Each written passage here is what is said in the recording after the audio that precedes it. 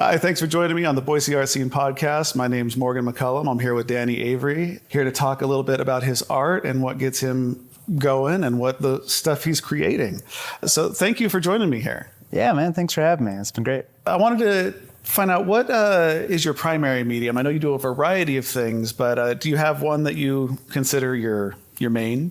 Yeah, it's been an interesting process over the last year or so for me regarding that, because I would say normally my primary medium has been acrylic paint or working in graphite pencil, but I've tried to stretch myself more recently. Like I jumped into oil painting for about a year now, and it's like the vibrancy that I'm getting from the paint. I also wanted to be able to open up my options for my customers' commissions, to be able to go, hey, if I want an oil painting, I'm like, hey, I can do that. I'd be more than happy to get that taken care of for you. So yeah, I would say the acrylic is still my primary, but oil is like becoming a close second.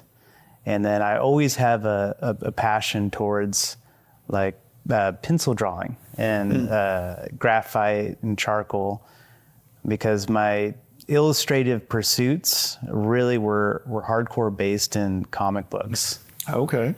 I'm a 90s kid. I grew up during the era of the collector's era, and when illustrators like Jim Lee and Todd McFarlane and Greg Capullo, like these comic gods to me. I always thought it was magical that they could create these things. And so I started to pursue that pretty heavily. Like I wanted to be a comic book penciler. Oh, okay. Yeah. My only experience with that is from like the movie Mallrats, or was it Mallrats where he's like an inker or whatever it was? Yeah, it's totally. Well, Kevin Smith, it's funny because he's a really interesting cat to listen to, especially since in his movies he's always so quiet. Oh, sure. But in real life he seems like a gigantic talker. But yeah, Mallrats was that, and then he had that Chasing Amy. I think Ben Affleck's character was a comic illustrator. Maybe that's the one that I'm thinking of. Yeah. I remember there was one of those Jay and Silent Bob movies where there was somebody they would make fun of him for being a tracer or something because he was an inker or something. Yeah, definitely. Yeah, and that's always been an interesting thing too. I initially pursued that pretty avidly. I didn't realize like how well-rounded of an artist you need to be in order to do that. I think it's actually one of the hardest illustrative careers to pursue as a comic artist, because you have to be excellent with your anatomy, buildings, perspective, and then on top of that, you're a director. Like, where are you going to put the camera, and what's the pacing of the story? And then like you have to be a fashion designer. What's everyone going to be wearing? Then you're dealing with like lighting, principal photography, all those kind of things. And you initially just think, oh, I'm just going to paint pretty pictures or draw pretty pictures. And so that really drove me initially, and still like is something that I would like to go back to eventually, because of the challenges that are associated with storytelling in a panel-to-panel level. And it really equipped me to be a productive artist, to be able to really churn around my paintings. Because my understanding the whole time I was training to be a comic illustrator is like deadlines are huge. Like, it is super important that you meet your dates. Your book has to come out on these days, especially if you're not doing like an indie comic or something like that. And I was wanting to work for one of the big two, like Marvel or DC. Sure. So I really spent a lot of time like honing my foundational skills, and I would like time myself, and because I didn't want to like get the work and then not be able to produce it on time. You mentioned that you like working with acrylics. And one of the things that I've heard from a lot of artists who, use acrylics and oil is they'll say they really love the speed that they can work with acrylic, but the vibrancy that they're able to get with oil, because acrylic will look great at first, but then once it dries, it desaturates a little bit and loses some of its fullness. Yeah, definitely. I would totally agree with that. The vibrancy difference between oil and acrylic is huge, and that's because acrylic has a lot of different compositories of what's coming up with that color. In a lot of cases, oil paints are just two things. It's literally the pigment and the oil that's mixed into it. So like that's why you end up getting such vibrant colors. But because it's not drying from just the water leaving it, it can take so much longer. A lot of times I'll work out something in acrylic and I'll put a base acrylic layer down and then paint oil over top of that. Because luckily with the way that acrylic works, you can do that. Obviously, well, maybe not particularly obviously, but you can't paint acrylic over oil. Sure. With the way that those things work. So yeah, it's the speed is such a huge thing for me. And I love being able to get through a piece. That I would say that's one of the bigger struggles I've actually had with diving into oil painting is I'm like, ooh, I love this vibrancy. And the moment you start to overwork something in oil, it gets really muddy. Yeah. Yeah, and then you actually start losing that vibrancy. That's the whole point of the painting. And you've seen in my studio. Well, in my studio. But yeah. I keep many projects going at the same time. And in my studio space, I usually have like 10 to 15 different paintings that are all in different stages of completion. And, there's moments where, I live in my studio. So like there's moments where I get up in the morning and I look around and I just look at all this work that I have to do. And I'm like, oh, I just need to work on this or work on that. And usually when I'm done with a piece, I try to get that piece out the door to either displayed somewhere or sold, because if it stays up long enough, I'll start picking it apart. There's multiple canvases that, if you were to do like that X-ray thing that they do with those really old paintings, you would see like 5 or 6 completely different types of paintings underneath those, because I'm constantly picking my work apart. I've been to both kinds of artists. I've interviewed artists who, one that jumps out in my head was John Killmaster, and he has a lot of paintings that are out in the world, but he also has like a room full of paintings, and contrasting that to like Noel Weber. Or not Noel Weber, Fred Choate. Fred Choate, I went out to his place, and he has a few paintings around kind of in a gallery way, but he's very much like, I finish a painting, I get rid of it, to the point where when I did a interview with him for my day job, he mentioned that there was like one particular painting that he made a little sentimental for himself, that was one of the few that he actually ended up regretting selling, maybe so quickly. So I think for artists, especially like yourself, who are earning their living selling art, it's important to continue selling the art. It's having it around is just, it's a project state still. Yeah, I agree with you 100%. There's definitely a sentimental aspect that I've seen a lot of artists go through, and it's such an individual experience for each artist to like their creation process and what that means to them and the amount of themselves that they put into a piece. And I've seen, it's kind of like when you see someone get really sentimental about a car that they own that they don't drive anymore or something like that, and someone comes by and gives them a good offer, and they don't want to sell, or they'll give them an outrageous price. So they'll be like, I'll have a painting that you really like, and a reasonable price to sell it for is like $3,000 or something like that. And someone comes along and they offer you that. And I've seen artists that will go, well, that's actually $10,000. And they know that client doesn't have that revenue to buy that. And they just give it because it's emotionally been connected to them. And yeah, that doesn't happen to me a huge amount. And I think that part of that was that I've seen myself as an illustrator much more than a fine artist initially, because it was always what does the client want? What can I create and make the client happy with, and get that product out? I've done a lot of portraits and pet portraits and company designs and things along those lines. And same thing with the roots of trying to be a comic illustrator is, okay, I'm going to get a script, and the script is going to tell me what's going on in the story, and then I'm going to use my abilities as an artist to create this vision for this client or for the writer and send that out.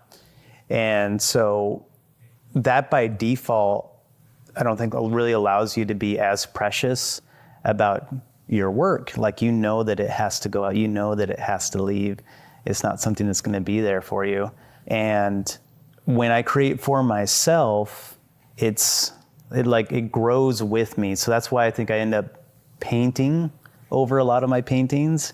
Is I'll paint something and I'll like it and I'll put it up and I'll have it in my place. And then a year later, I'm looking at it and I'm like, okay, I would do this completely differently. Or I start envisioning something different on that canvas space, and I'll eventually end up painting over it. And I think that's in some instances where the tortured artist aspect can come in. I always am interested when I meet another artist who is very content with their work on a very consistent basis. I'm fascinated. I'm like, how do you reach that point? Because for me, I think it's a strong benefit in that I can see the growth in ability in composition and understanding how to do color, because I'm able to pick apart my own work. I'm able to recognize those flaws, and I don't see how that would be as easy to do if you're not seeing those flaws initially. But I also think that has a lot to do with how you view your art. We all view our art very differently. Sure. And mine's always trying to get better with lots of technical skills to make the images that are in my head come alive, to be able to execute that. And I think there are some artists that just allow it to be free and allow the canvas to do what it wants, and are more focused on emotion. And you can see that come out in pieces when people do that. And every once in a while I try to do that with oil paint in particular. I try to be much more free about how I go about doing things, because usually I'm a very precise technician. I definitely lean towards realism more than abstraction. But with oil paintings, I try to purposely let go a little bit. With paint, it took me a while, even with acrylic paint, to really get into doing paintings, because the brushstroke by default is not as accurate as the pencil stroke. Sure. Well, and that's part of why I've never, aside from doing collage type stuff, I hardly dabble in physical art. Most everything I do is through a computer in some way. I like having that undo button. I like being able to infinitely fiddle, change something, say, I don't like that, go back and undo it. Sometimes though, it can be too much. And, one of the first artists that I interviewed was Tilly Bubb. And she talked about how, I mentioned a comment similar to how, sometimes I fiddle with things too much. I keep, and she was, just kind of talking about how for her, she has to at some point accept that it's finished, know? And I think that, obviously you are capable of finding a finish point at some point. But I think that for some people that can be a real stumbling block and prevent people from getting their their work out to the world. I know that for myself with Boise Art Scene, I didn't start it until after I had graduated from Boise State. I didn't start it until I had the microphones that I wanted and the camera that I wanted. You know, I didn't want to do it if I couldn't do it right, or the way that I felt was right, you know. And in some ways that could have been done it could have been done in a lesser way and still gotten the same reception, you know. For sure. But it's those personal standards, I think. But it definitely held me back in some ways, to preventing me from producing stuff quickly. But in other ways, I think it creates a better product in the end. But yeah, art is so subjective, you know, and every artist is different. Some people can produce a masterpiece, and I mean, you look at something that Picasso did in his later years, they're not much more than a few lines. Yeah. And I mean, they're great works and stuff, but I think all of us fall into that trap to a certain extent, where you're wanting certain materials and you want to have the best products to put the best thing forward, because you look at what you admire and sometimes what inspires you to do those things, and you don't always see the lumps that person took to get there, and you just see the finished piece. And that's changed a little bit with social media. It seems like a lot of artists kind of let you into their process. I think people want to see behind the scenes a little more, see some of the warts that are on there. They definitely do. I've noticed that as I've tried to navigate that scene a little bit and market myself, if I'm giving people an inside view as to how I'm putting a piece together and the process associated with that, it seems to drive some more interest than just showing like the final, like, pretty picture. You know, I do digital art as well, and I've got a whole workstation that, you know, I've got like a $3,000 Wacom like Cintiq that's set up, and a lot of it was, you know, very much along the lines of what you're talking about, where, you know, I had a smaller digital workstation initially, and I was like, oh, if I could just get this piece of hardware and have this certain software, then I'm really going to be able to like do this digital work. And there was an excellent realization where I actually got those things. You know, I was fortunate enough to be able to set up and afford some of those products. And then I sat down and started to like work on my digital stuff initially, and it was not good. It was real bad. It was like, you know, like Etch-a-Sketch style, you know, and it always brings me back to this. I don't know if it's a parable or like if it actually happened, but I always thought it was a good example of this. Is that there was a college art class where they basically ran an experiment, and it was all based around pottery, and they basically took half of the students and they said, you're going to work on one pot, and we want you to make that the most beautiful pot possible, and you have the whole semester to work on and complete that. And then they took the other half of the students and they said, you need to make 100 pots. Like the quality, like each pot doesn't need to be the most beautiful thing, but you need to make 100 in the course of this semester. That's what's required for you to, you know, pass or fail. And so they get to the end of the semester and everyone's presenting their work. And what they found was that the 50% of the class that did 100 pots, not only did they have 100 pots done, but the pots that they were doing at the end of that 100 were like an order of magnitude above the quality level of the other section of students that had the whole semester to do one pot. So I always try to keep those things in mind, like repetition, like get it out. And, you know, as you mentioned earlier, like I probably could have gotten a really, really cheap tablet. There's lots of great options out there, and use like the cheapest free software or something like that, like a Procreate, is a software that's like $10, and it's fantastic. Yeah, I've got it. Yeah, I use it. I've got I saw an enough iPad. artists using it that I got it. Yeah, it's beautiful. It's a beautiful program. They just released Procreate Dreams, which is an animation program. Okay. And I've been playing around with that. That was another very strong influence for me when I was even younger, before comic books took in place, was animation. I wanted to be a Disney animator. And when I started to learn like what their daily work life was associated with, I was like, maybe instead of drawing this same image slightly different over and over and over and over again, I can do still story-based illustration through comic books. And that kind of seemed like a good pivot point. And especially since, again, in the 90s, like there's so many comic artists that I really enjoyed their work. And it was always magic to watch them create these figures and pull these things from imagination and make these abstract things. So that's huge. When you're not creating a commission, where do you get the inspiration for the pieces that you're making?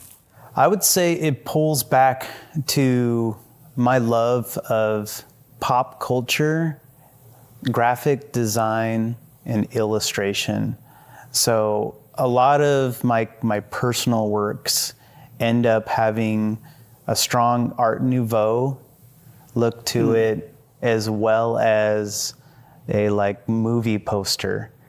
Drew Struzan was a really big influence on me as well when I started doing more acrylic painting and found out about airbrushes. And that's a particular medium that's been interesting for me locally, because I don't know anybody else that uses an airbrush as much as I do to create their work. But I just remember seeing posters for like Goonies and Star Wars and like Back to the Future. Then I would go watch these movies and have these experiences with them, and they became correlated with each other.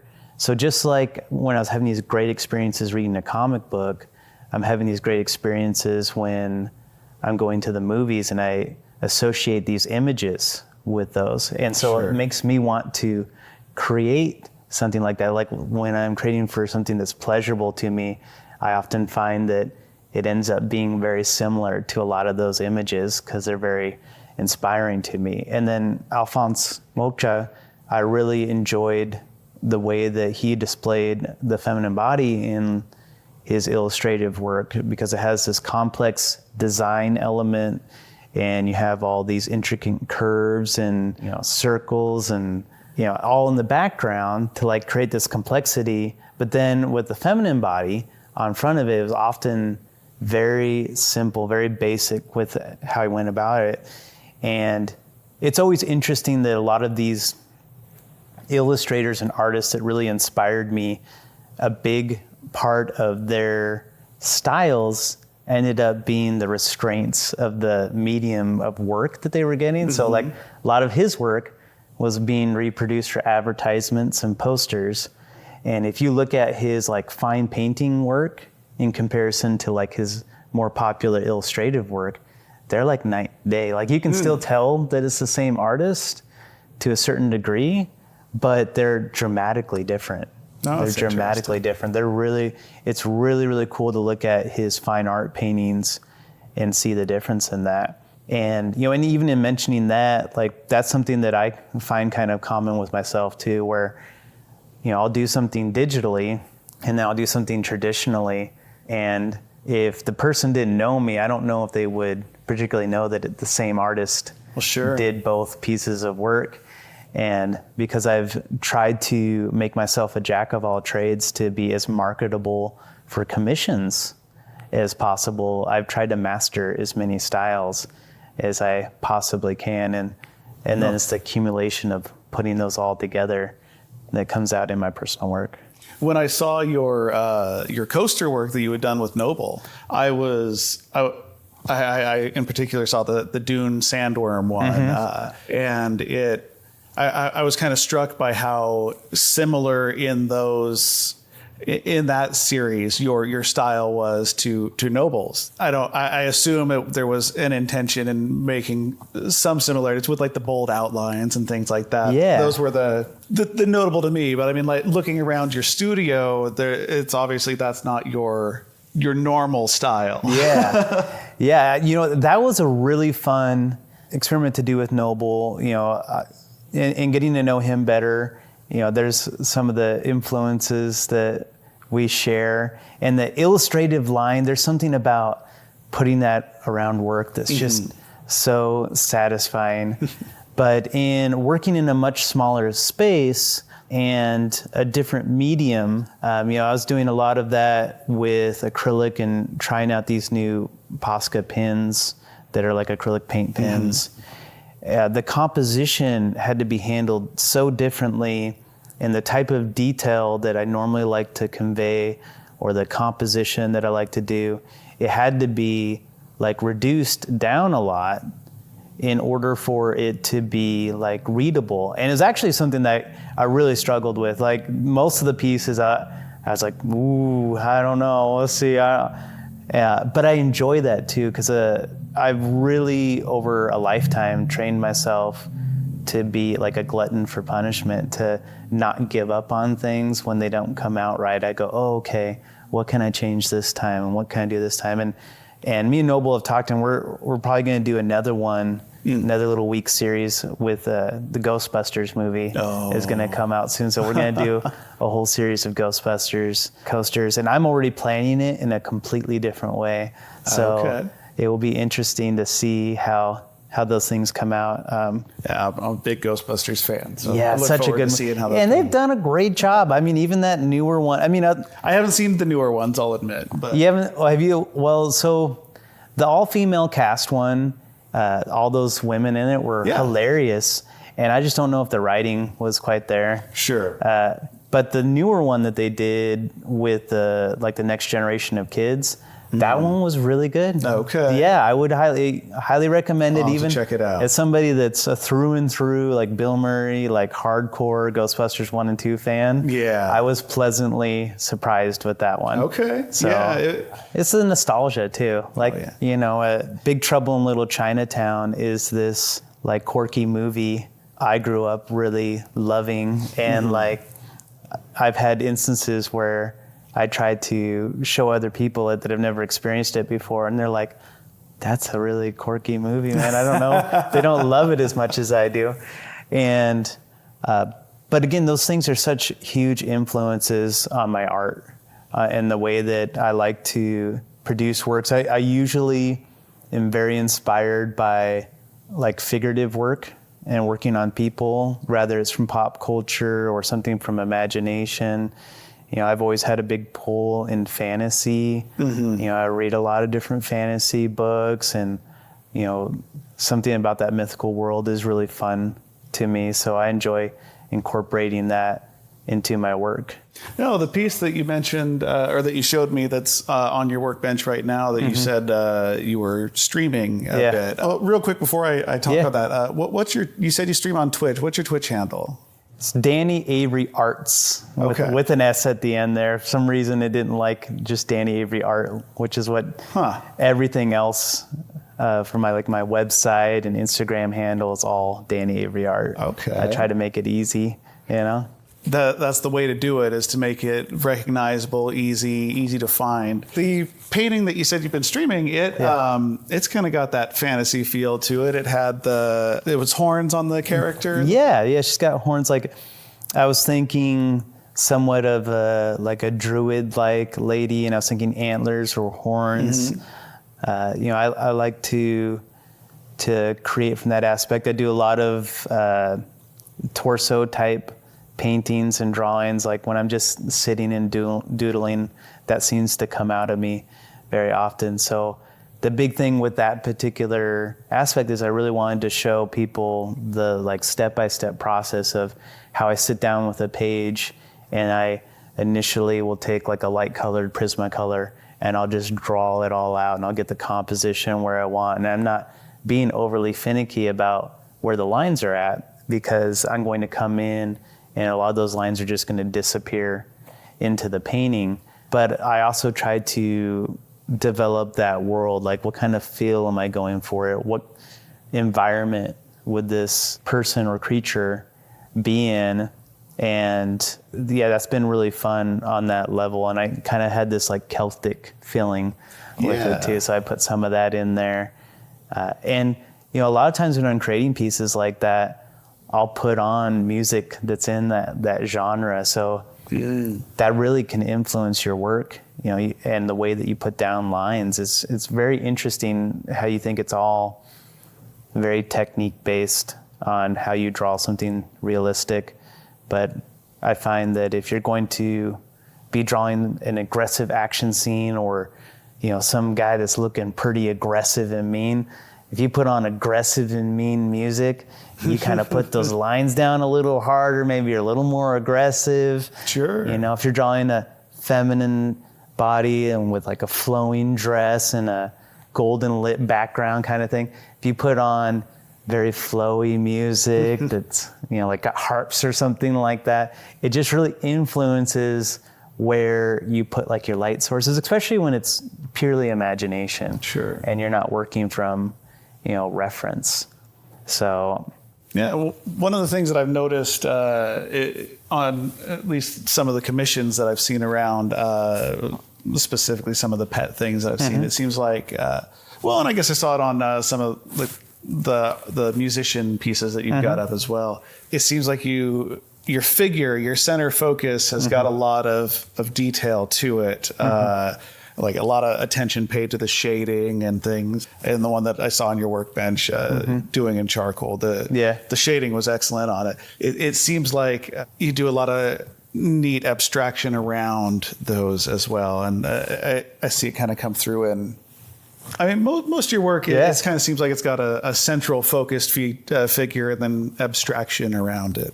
Yeah. I think it's once again that balance coming through of me like being confined within trying to create something realistic and create dimension to it, and then getting a moment to like give you relief from that when you're looking at the picture. You know, you're taking in all these details, and then it's going to like defocus you in a different way and look at like the emotion that's associated with what's around it. And then for me, that's kind of also like my decompression on the page. It's like, okay, you know, this is what a face looks like. There's a certain border within that you can play with, and well, at least with the style that I like. I mean, obviously you can go very, very abstract and have it work for you. Picasso, like you mentioned earlier, Sure. Fantastic example. But with the background, I don't want their eye to be pulled too much to the background, and I don't want to flatten the piece out. So I try to like create energy there, so you have moments of relief with the reality of the figure that's pulling in. And I find that I really like doing those. Good observation. Well, yeah, I mean, in photography, videography, you know, often you try to get a shallow depth of field. You know, you're trying to blur that background. You know, you have a nice sharp face or subject and a nice blurry background that doesn't distract from what's around there. Right. So I don't know if that's maybe why it stood out to me more, but it's a neat technique, I think, and it adds a really neat contrast, especially since you do such detailed work. I mean, not on everything, but on the ones that you're putting the detail into, it really comes through, and so it creates a nice contrast between the two. You know, I think that initially when I was doing pieces like that, I was doing a very plain background, or maybe I would even, if it was like from a reference photo, work in some of the reference from the photo, you know, just have like trees in the background or whatever. And I was seeing that was making things, like that was doling things out a lot. Like it was too generic. And that's what you don't want. You want something to be unique. And as soon as I was like, okay, I can experiment a little bit more, let me make this a little more interesting, is when I noticed pieces were coming out a little nicer, and I was getting great responses from the clients in reference to those things. And the one thing that's nice about abstraction when it's used is people pick up very different things from it. some things that you didn't even intend. They're like, oh, I see that you were intending to do this and you had this feeling associated with it. And then internally there's like a blank stare of like, oh, I wasn't intending that at all. But then you go, okay, yeah, sure. And I think that's one of the beautiful things about art, right? Is that we can all experience it so differently. You can go in and one person looks at a painting and has an emotional experience and enjoys the texture and the abstraction associated with it. And another person looks at that and goes, I don't understand this. This doesn't speak to me on any level. Sure. And those two people will have the exact opposite interaction with another painting where the other person that wasn't interested in sees something that like a river being painted, something pretty realistic, and that speaks to them in a whole different way, where the person that enjoys the abstraction looks at the river and goes, yeah, that's okay. But that's not something I want to have in my house. And that's the beauty of the market. That, one thing I think that I've noticed over the last year in particular, and, I've made a more prudent effort to get to know my peers in the area. Mm-hmm. And, inevitably we always talk about how the market's going and sure. how we're selling things. And we've all noticed a pretty big difference, at least, in the US over the last year. And there's this combination of okay, is the economy is a factor of it? What's being driven on social media and what gets attention? And then also there's this concern about AI art. Sure. Which is understandable to a certain point. Talked about that a little bit in the last episode. Yeah, remember, yeah. Because a big part of what I used to do 50% digital stuff and 50% traditional stuff, so that it makes it easy for printing and all those kind of things. Mm-hmm. And, we talked about the ability to reverse and go back and redo things in digital art. You don't have those little Bob Ross happy mistakes mm-hmm. kind of things. You can reverse it. You can have hundreds of different layers, and that's beautiful in its own way.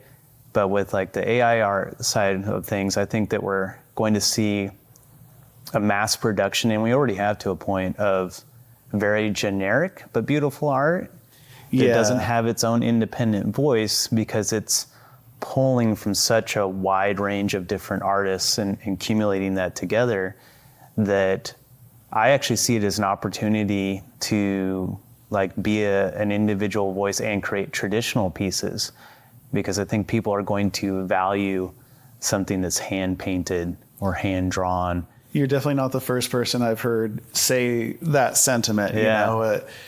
A lot of people worry about how easy AI art will be, but uh-huh. it could increase the value of handmade things. Yeah, I think it's important, and it's a muscle that I'm still learning to strengthen myself. I have spent a lot of my career not marketing myself and working with private clients, and as I mentioned just a moment ago, as I've reached out to my peers and getting to know the local art community better and, find out about you and everything. Sure. It's something that I put no effort into initially, because I was getting enough private client work, and people will be like, well, Danny, you've been here your entire life and I've never heard of you. And you do decent work. And I'm kind of surprised by that. And I, had to really take that as good advice on things and go, okay, I need to start marketing myself. I need to get to know the community. A big part of this was I saw it as a win-win. I would have people that I could talk to, artists that would create content for me or give me something to create content from. Right. And then also it would help a little bit, at least, to market or get a name out of people like yourself. Yeah, and I think that's huge, and it's such a great opportunity that's available. And I really dug, listening to your podcast and going over things, and the opportunity to have you come over and do this interview.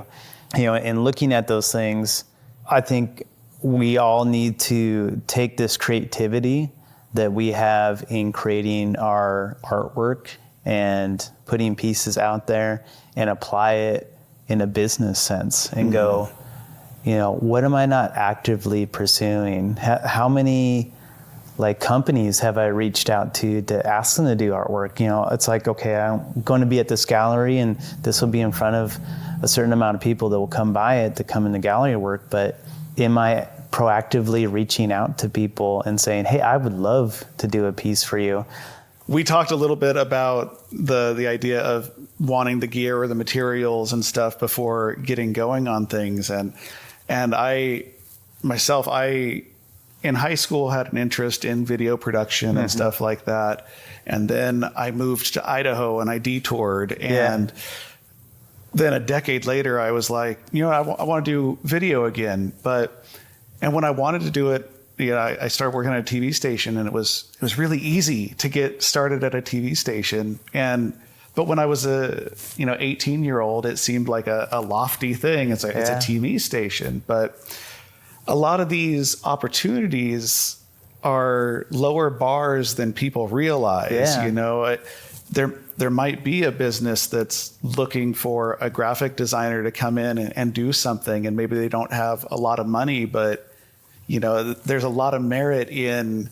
I like to say that everything I know, I learned from messing things up. You've got to make bad videos before you can make good ones. You've got to make bad paintings before you can make good ones. You've got to learn what works and what doesn't. And you have to make those mistakes before you can do the right things. Definitely. If you were to go back and talk to yourself when you were like at 18 and give yourself advice on when that mindset was there where you were like, I need to have like this all set up to do that, what would you tell yourself? I mean, I would just say, do it, go for it, get your feet wet, and I think that's good advice for anybody in any career, whether you want to be an artist or a television person or an actor or, nobody starts off at the top of their game. Another thing that's been in my head a couple of times as we've spoken is I think back to all the people that quote unquote don't get modern art or, the classic example of going into a gallery and seeing a pure black canvas and going, well, I could have done that. Yeah. And I heard that explained one time as, yes, the artist has a black canvas in the gallery. You could do it. It's simple. Yeah. But it's who the artist is. It's their body of work prior to that allowed them to have a black canvas in a gallery. It's and it's also, do it. If you if you're like, okay, I could do that, then do it. And also think, on those aspects, that artist just made you comment on their work. It made you engage, made you think made about you go, it literally made you go there. Like how many times, especially with how things are now, I stroll through social media and I see beautiful, beautiful, beautiful work all over the place, and fantastic artists. There's just an abundance of talent out there, which I think is awesome. Absolutely. But how often do you stop and make a comment on something? How often do you verbally say something out loud about something or mention it to the person next to you? It's one of those clever things that when you take a moment and think about that just happened, you go, oh, you clever fella, or you clever lady, like, I can't believe you made me like stop and have an interaction. That's like the whole point. Yeah. You figured out how to do that. And that's a really tricky thing to do. A lot of people on social media, YouTube, things like that, they'll purposefully make a mistake or misstate something or mispronounce something, and it's a way to get somebody to comment and go, you idiot, you did this wrong. And it's engagement. It feeds the algorithm. And it's a technique to it, you know. Yeah. Sometimes it's intentional, sometimes it's not. Sometimes it's not. Yeah, and like sometimes, you know, there's positive, negative aspects to that. You know, I really enjoy Marcus Aurelius's meditations. That's a fantastic Stoicism like diary. He didn't, to my understanding, he didn't ever intend it to be read as a book. It was just his personal notes to himself. And, you know, a big aspect of the way he looks at things is that, you know, remember that you will die. And at the end of the day, it's not going to matter to a certain extent. Like we worry so much about the thoughts of others and what we're going to accomplish in our life. And, you know, as we talked about like almost an imposter syndrome of wanting to make sure you have all the right tools, or you're producing a certain quality of work before you actually put it out there and get other people to see it, because you're worried about someone going, oh, you're a fraud, or, oh, this isn't good work, or nobody buys the work. And when intrusive thoughts like that come into play, I always try to remember that, you know, in 100 years and 200 years, the likelihood that anyone's going to remember my work is pretty low. And even if they do, 9 times out of 10, they're going to remember the work itself. They might not even know that many personal details about me. They're certainly not going to be like, oh, he had this one painting at this one place that was, it was atrocious. And even if they do, I'm not around anymore. Like, I have my personal experiences that you go through. So like, definitely you just have to get out there and do it and not worry about it. And, you know, you take your lumps and, you know, laugh it off, and keep in mind that at the end of the day, like, are you going to be on your deathbed and going, oh man, I really wished that I had, you know, continued to watch the rest of that Netflix series instead of like putting my painting up that I never thought was good enough in a coffee shop or in a gallery. Like, you're not going to regret those things when you change your perspective. Yeah, I think it's worth trying those experiences and putting those things out there and seeing what you can accomplish. You know, there's always people that are going to be unhappy with anything. There's going to be somebody that's going to find fault in whatever you put out there. All right. So I think it's worth just doing it. It is. It is, because I don't think overall you're going to regret it. Like, it's so easy to see in hindsight that those things are not going to be as big of a deal as you think they are. And, you know, if you're being surrounded by a lot of naysayers, then, you know, it's a good idea to look at who you're surrounding yourself with and maybe start changing those things, you know, too. What's next for you? How would you like your art to evolve? So for me in particular, what I'm really focusing on in 2024 is going against how I've done things for the majority of my art career, which is I'm starting out with, you know, in Boise and in Idaho. I'm going to try to get work everywhere. I'm going to try to get eyes on my work. So I'm really going to be focusing on, you know, getting in more galleries and getting my work up in coffee shops and things like that. You know, I've already reached out to a lot of different businesses, you know, offering to do work at really reasonable rates, more because I just want the exposure. I want you to, you know, as you go around Boise, you're like, oh, there's Danny's work there, and there's Danny's work there. Oh, that's definitely a big focus for me this year. And then, you know, further down the road, it's just going to continue to build on that and to, you know, expand that radius of where my work is at and the artists that I get to know. I love working with other artists too. You know, I find this to be true in a lot of occasions as I've gotten to know the local community, is that this job can be very isolating in a lot of ways.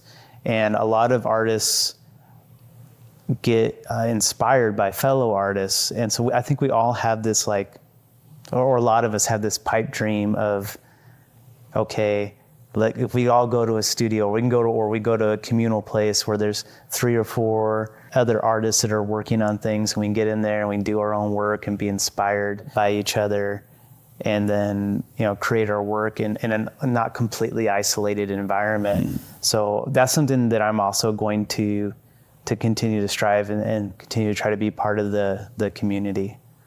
Nice. Yeah, one of the artists that I interviewed was in the past. Her name's Ace Zappa. She works in Garden City in kind of a communal. I don't know if she's still there. I assume, but she had a space that she was sharing it with at least 2 other artists, and they all are able to kind of bounce ideas. They weren't always all there at the same time, you know. So there was enough personal space, but also that ability to bounce ideas off other people. You know, I've talked with the Sector 17 guys. Yeah, they're great. You know, they work off of each other, and but they also work independently. And you know, like Hawk will do oil paintings and like acrylic paintings and stuff. And I've seen on his Instagram around holiday times, he's done like spray like a house window with like the fake snow and then like etch into it like a really cool scene or something. Yeah, those guys are fantastic. But I think that, you know, there's something to be said for that communal bouncing ideas off of others, having even just a basic review of your work. You know, for myself, working my day job, making videos, watching the way that other people edit their videos, you know, it's taught me new techniques, you know. I'm sure being around other painters, you know, you learn techniques. For sure. Nothing great, it happens in a vacuum, you know. I think that individuals can create great work, but I think that, again, if you're not creating, if you're not getting feedback, if you're not getting that loop somehow, it's hard to grow, hard to get better. I agree. You can stagnate that way. We're designed to be social creatures. You know, how much social interaction you have can definitely vary between us all, right? Absolutely. But I totally agree with that. And I think that sometimes that can end up being a detriment to certain artists, is that they isolate to a point. And, you know, with it being such a mentally exhausting thing, you know, I think that's why we've seen in the past, like certain famous artists, like they just go down these deep holes, and it's because they're like avoiding those interactions. And sometimes that creates like fascinating, interesting work. But I'm kind of an advocate that they could have created just as fascinating, interesting work and like held on to their sanity and things like that. But well, you mentioned the thought of 200 years down the road, you know, who's going to remember things. And most people remember more about Van Gogh's cut ear than they remember his works. It's branding. That's what it is, though. Like, you know, coming back to the marketing side of things a little bit, that artist has a brand. And then, you know, that makes it easily recognizable for, you know, his style is very, of course, recognizable as well and innovative. But, you know, there could have been somebody right next to him doing very, very similar work and doesn't get the attention because they don't have that branding associated with it. So that's something that, you know, again, coming back to the marketing side of things is, you know, I want my work to like speak for itself. And, you know, if you were to look at my social media profile, I don't know if there's any pictures other than like the picture of me for like the icon. I don't think there's any pictures of me in my work, and it's because I want like people to enjoy the art and I want that to influence it. But that is another big aspect of, you know, why people buy art too, is like this artist is this and lives this way and getting to know themselves. So it's an interesting part of it. So is there anything that you'd like to say that I haven't touched on or haven't asked you about? You know, no, I think we've been pretty thorough with the interview. The only thing I would say is that, you know, if you're a fellow artist or if you're someone that's interested in becoming an artist, like I'm an open book. Like reach out to me. I'd love to talk to you. I'd love to have a conversation or see your work, or like, you know, building that great community is something that I'm so open to, and sharing like ways that we can be creative in marketing our work and keeping art out there. Because I think it's so important. You know, when we look at some of the social issues that we're running into, and you know how a lot of us are feeling more isolated than ever, especially since the pandemic, art plays a huge role in helping balance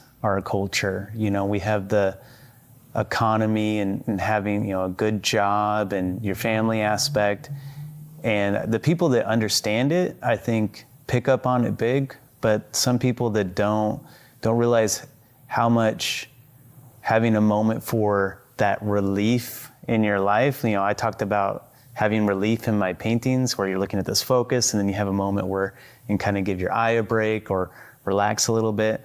Like art does that emotionally for us in our day-to-day lives. You know, rather that's a movie that you're going to see or a painting that you're going to view.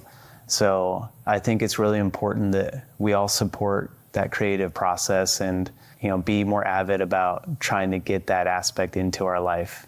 Just like, you know, keeping exercise in your life and eating the right foods, like you need to ingest the, you know, good art to help balance your life. Do you think that art is something that you'll keep doing? Yes. Yeah. Even as a toddler, you know, I was playing in the funnies and I enjoyed having paint and ink all over myself. And that's always been the case. Like there's usually not a day where there's not paint somewhere weird on me. Like I get it on my back somehow. Like I don't even understand how that happened. Yeah.